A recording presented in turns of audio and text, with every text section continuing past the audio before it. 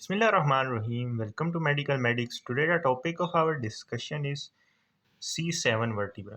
जब हमने cervical vertebra की बात की थी तो हमने कहा था कि बेसिकली 7 सर्वाइकल वर्टिब्रा होती हैं, जिसमें से फर्स्ट, सेकंड और जो 7 सर्वाइकल वर्टिब्रा होती है वो एटिपिकल होती है, जबकि C3 से C6 तक जो वर्टिब्रा होती हैं वो टिपिकल होती हैं। पार्ट 1 की वीडियो के अंदर हमने इस टिपिकल वर्टिब्रा को डिटेल से देखा था।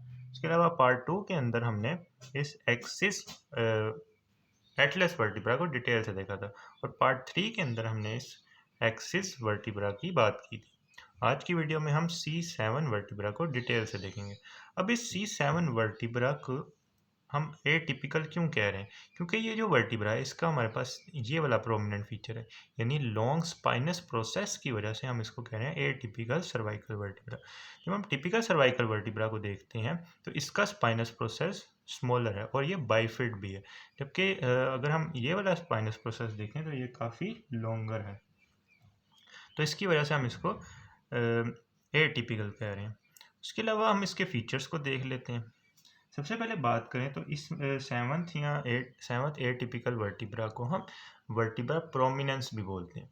वर्टिब्रा प्रोमिनेंस क्यों बोल रहे हैं? क्योंकि जब हम नेक को देखते हैं तो नेक के रीजन के अंदर ये जो 7 सर्वाइकल वर्टिब्रा है ये वाली, तो इसमें हम देख सकते हैं कि इसका जो स्पाइनस प्रोसेस है सबसे पोस्टीरियरली एक्सटेंड कर रहा है नेक के अंदर, और इसकी जो स्पाइनस प्रोसेस है इसको हम पाल्पेट भी कर सकते हैं at the lowest point of the nuchal furrow. अब ये जो न्यूकल फेरो होता है यहाँ पर इस पॉइंट के ऊपर हम इसको फेल्ट भी कर सकते हैं, ये पाल्पेट भी। अगर हम नेक के लोअर रीजन के अंदर हाथ लगा के भी देखें तो हमें ये वाला स्पाइनस प्रोसेस फील होगा। इसके अलावा बात करें तो स्पाइन हमारे पास इसकी थिक है, लॉन्ग है और नियरली ये हॉरिजॉन्टल है, जबकि हम टिपिकल वर्टिब्रा के अंदर जब देख रहे थे तो ये थोड़ा सा नीचे की तरफ प्रेजेंट थी, डाउनवर्ड थी, जबकि ये वाली जो स्पाइन होती है इसकी स्पाइन नियरली हॉरिजॉन्टल होती है। इसके अलावा बात करें तो इसके जो ट्रांसफर्स प्रोसेसेस होते हैं वो कंपेरेटिवली लार्जर होते हैं, क्योंकि जब हम इसके अंदर देखते हैं जो ट्रांसफर प्रोसेसेस स्मॉलर है एज कम्पेयर टू दिस। उसके अलावा ट्रांसफर फोरामिना की बात करें तो वो एब्सेंट भी हो सकते हैं, वो एक भी हो सकते हैं और वो मल्टीपल भी हो सकते हैं। इस साइड के टूटे हुए हैं तो इस साइड पे देखें तो इसमें हमारे पास 2 प्रेजेंट है, ये एक भी हो सकता है, 2 भी हो सकते हैं और ये एब्सेंट भी हो सकते हैं, क्योंकि इसके अंदर से हमारे पास वर्टिब्रल आर्टरी पास नहीं करती। वर्टिब्रल आर्टरी की बात करें तो वो C6 से एंटर करती है नेक के अंदर, C7 से पास नहीं करती। इसको भी समझ लेते हैं। अब इस डायग्राम के अंदर ये वाली जो आर्टरी जा रही है, this artery is the vertebral artery. इसमें हम क्लियरली देख सकते हैं कि वो C7 के फोरामेन से पास नहीं कर रही, इसके ऊपर से ये पास करके C6 के फोरामेन ट्रांसफर एरियम से पास करती हुई ऊपर की तरफ जाती है, ये वर्टिब्रल आर्टरी। नेक्स्ट हम वही वाले फीचर्स जो टिपिकल में देखते थे वो वाले देख लेते हैं। This one is the body. अब बॉडी का जो सुपीरियर सरफेस है उसके ऊपर ये 2 लिप्स प्रेजेंट है, जिसको हम अंकल प्रोसेसेस भी बोलते हैं। उसके अलावा बॉडी का ये एंटीरियर साइड है, this one is the anterior surface of the body. उसके अलावा ये posterior surface of the body है, जिसपे हमारे पास कुछ फोरामिनास प्रेजेंट होते हैं, जिसमें से बेजीवर्टिब्रल वेन्स निकलती हैं। फोरामिनास ये वाले जो जा रहे हैं फोरामिन, ये होगी पोस्टीरियर सरफेस। उसके अलावा ये होगी इंफीरियर सरफेस, तो ये बॉडी की बात होगी। उसके अलावा ये हमारे पास है सुपीरियर आर्टिकुलर फैसेट्स, ये वाले they are directed backwards and slightly medially, थोड़ा सा मीडियल साइड पे है और पीछे की तरफ है। उसके अलावा इंफीरियर आर्टिकुलर फैसेट्स की बात करें तो they are directed downwards and forwards, आगे की तरफ है, ये आर इंफीरियर आर्टिकुलर फैसेट्स। उसके अलावा बात करें तो these are the foramen transversarium. उसके अलावा ये है हमारे पास ट्रांसफर्स प्रोसेस। उसके अलावा ये है vertebral foramen nearly triangular in shape है। उसके अलावा ये लेमिना होते हैं, लेमिना का ऊपर वाला बॉर्डर थिन होता है जबकि नीचे वाला बॉर्डर थिक है लेमिना का। उसके अलावा इंफीरियर सरफेस पर एक रिज प्रेजेंट है स्पाइन के, और वो जाके एंड हो रही है इनटू अ रफ टुबरकल। तो ये हमने कुछ जनरल फीचर्स भी देख लिए। नेक्स्ट हम इस C7 वर्टिब्रा की अटैचमेंट्स की बात कर लेते हैं। अटैचमेंट से पहले हम 3D डायग्राम से भी इसको देख लेते हैं। अब इस 3D डायग्राम में हमें नज़र आया कि ये हमारे पास बॉडी है। उसके अलावा ये पेडिकल्स प्रेजेंट है, pedicles are directed backwards and laterally. उसके अलावा ये हमारे पास present superior articular facets, these are the superior articular facets, they are the lamina, lamina आगे जाके स्पाइनस प्रोसेस बना रहे हैं। उसके अलावा these are the foramen transversarium, जो कि 1 भी हो सकते हैं, 2 भी हो सकते हैं। उसके अलावा ये एब्सेंट भी हो सकते हैं क्योंकि इसके अंदर से वर्टिब्रल आर्टरी पास नहीं करती। उसके अलावा ये पोस्टीरियर टुबरकल्स होते हैं ट्रांसफर्स प्रोसेसेस के, क्योंकि जब हम टिपिकल की बात करते हैं तो टिपिकल में हमने कहा था कि जो ट्रांसफ़र प्रोसेसेस होते हैं उसके 5 एलिमेंट्स होते हैं। एक इसकी एंटीरियर रूट होती है, एक इसका एंटीरियर टुबरकल होता है, एक इसका कोस्टो ट्रांसफर्स बार होती है, एक इसका पोस्टीरियर टुबरकल होता है, एक इसका पोस्टीरियर रूट होती है। तो जब हम C7 की भी बात करेंगे तो इसके अंदर भी हम ये वाले एलिमेंट्स को देखेंगे। सबसे पहले ये होगी हमारे पास एंटीरियर रूट, उसके अलावा उसके एंटीरियर टुबरकल, उसके अलावा कोस्टो ट्रांसफर्स बार प्रेजेंट है और पोस्टीरियर रूट भी यहाँ पे प्रेजेंट होती है। वर्टिब्रल फोरामेन की बात करें तो it is triangular in shape.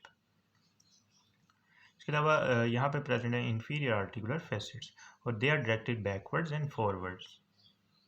Attachment में सबसे पहले हम स्पाइन की अटैचमेंट्स की बात करेंगे।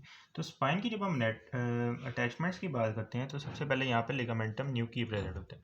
लिगामेंटम न्यूकी की जब हम एक्सटेंट की बात करते हैं तो वो मेनली C1 से C6 तक प्रेजेंट होता है। उसका कुछ पार्ट हमारे पास इसकी टिप से अटैच होता है, तो इसकी टिप पे हमारे पास लिगामेंटम न्यूकी अटैच हो जाएगा। उसके अलावा ट्रेपीजियस का मसल अटैच होता है, उसके अलावा रोम्बोइड माइनर का मसल अटैच होता है, उसके अलावा सेरेटस पोस्टीरियर सुपीरियर अटैच होता है, उसके अलावा स्प्लीनियस कैपिटिस यहाँ पे अटैच होता है, उसके अलावा मल्टीफिडस अटैच होता है, स्पाइनैलिस सर्वाइसिस अटैच होता है, इंटरस्पाइनैलिस अटैच होता है, उसके अलावा सेमी स्पाइनैलिस थोरेसिस भी यहाँ पर अटैच होता है। अब हम इन मसल्स को बारी बारी देख लेते हैं। सो this muscle is the trapezius का मसल। अब ये जो ट्रेपीजियस का मसल है ये हमारे पास स्पाइन ऑफ द C7 के साथ अटैच है। This one is spine of C7, इसके साथ ये ट्रेपीजियस का मसल अटैच है। This one is the trapezius का मसल। तो ट्रेपीजियस का मसल अटैच है C7 की स्पाइन के साथ। इसके अलावा ये वाला जो मसल है, this muscle is the serratus posterior superior. Diagram में हम क्लियरली देख सकते हैं कि ये भी हमारे पास स्पाइन ऑफ द C7 के साथ अटैच है। This one is C7 vertebra, इसकी स्पाइन के साथ बेसिकली अटैच है सेरेटस पोस्टीरियर सुपीरियर। इसके अलावा ये वाला जो मसल है, this muscle is the rhomboideus minor. Rhomboideus minor हमारे पास स्कैपुला से आ रहा होता है, स्कैपुला के मीडियल बॉर्डर से, और यहाँ पे आकर ये अटैच हो जाता है, मतलब C7 की स्पाइन के साथ ही आकर अटैच हो रहा है। रोम्बोइडस माइनर या रोम्बोइड माइनर भी बोलते हैं इसको। इसके बाद ये वाला जो मसल है, this muscle is the splenius capitis का मसल। अब ये वाला मसल आके अटैच हो रहा है on the spine of the C7 vertebra. This one is splenius capitis. Next हमारे पास बैक का एक इम्पॉर्टेंट मसल आता है, this muscle is the multifidus. ये मल्टीफिडस भी हमारे पास आगे C7 की स्पाइन के साथ अटैच हो रहा है। This one is the C7, इसकी स्पाइन के साथ हम देख सकते हैं कि ये वाला मसल आगे अटैच हो रहा है। This muscle is the multifidus muscle. Next हम ट्रांसफर्स प्रोसेस की अटैचमेंट की बात कर लेते हैं। तो जो ट्रांसफर्स प्रोसेस होता है इसमें से वर्टिब्रल आर्टरी तो पास नहीं कर रही, अलबत्ता ये हो सकता है कि एक्सेसरी वर्टिब्रल वेन इसके अंदर से पास कर सकती है। उसके अलावा बात करें तो जो पोस्टीरियर टुबरकल होता है, ये वाला पोस्टीरियर टुबरकल, इस पे हमारे पास एक मसल, इस पे मेम्ब्रेन अटैच होती है जिसको हम बोलते हैं सुप्रा प्लूरल मेम्ब्रेन। उसके अलावा लोअर बॉर्डर पे ऊपर हमारे पास एक मसल अटैच होता है जिसको हम बोलते हैं levator costarum. So this muscle is the levator costarum. ये वाला मसल ये आगे अटैच हो रहा है the transverse process of the C7 vertebra, उसके लोअर बॉर्डर के ऊपर आके ये अटैच हो रहा है, लेवेटर कोस्टरम। अब ये जो हमने पढ़े हैं टिप ऑफ द स्पाइन के ऊपर मसल, इनको कैसे याद रखना है? इनको याद रखने के लिए हमारे पास एक निमोनिक है, trim S⁴। T stand for the trapezius का muscle, R stand for the rhomboid minor का muscle, I stand for the interspinalis का muscle, M stand for the multifidus का muscle, S1 stand for the serratus posterior superior, next S stand for the splenius capitis, next S stand for the semispinalis thoracis, and आखिरी जो S है उससे हमारे पास spinalis सर्वाइसिस का muscle बनता है। तो ये हमने सर्वाइकल वर्टिब्रा की एनाटॉमी को डिटेल से देख लिया। If you like this video then kindly share it with your friends and subscribe to my channel.